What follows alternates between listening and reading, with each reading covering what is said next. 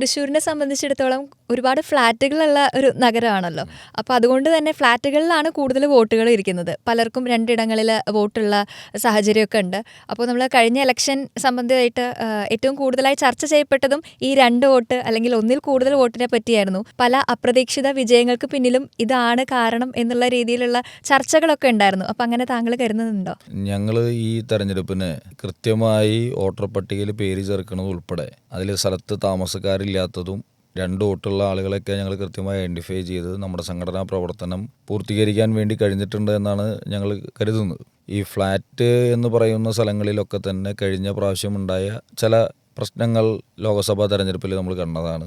ആ കണ്ടത് ഞങ്ങളുടെ അനുഭവത്തിലെടുത്ത് അത് കൃത്യമായി സംഘടനാ സംവിധാനത്തോടു കൂടി തന്നെ എല്ലാ ബൂത്തിലും ആ പ്രവർത്തനം സംഘടിപ്പിച്ചിട്ടുണ്ട് എന്നുള്ളത് ഞങ്ങൾക്ക് അതിൽ ആത്മവിശ്വാസം പകരുന്നതാണ്. പുതിയ വോട്ടർമാർ ഏകദേശം ഇടതുപക്ഷ പ്രവർത്തകർ ചേർത്തിയ വോട്ട് ഏകദേശം 15,000-ന് മേലെ ഞങ്ങൾ വോട്ട് ചേർത്തിയിട്ടുണ്ട്. അത് തന്നെ ഞങ്ങൾക്ക് ഈ തെരഞ്ഞെടുപ്പിൽ ഒരു ആത്മവിശ്വാസം പകരുന്നതാണ്.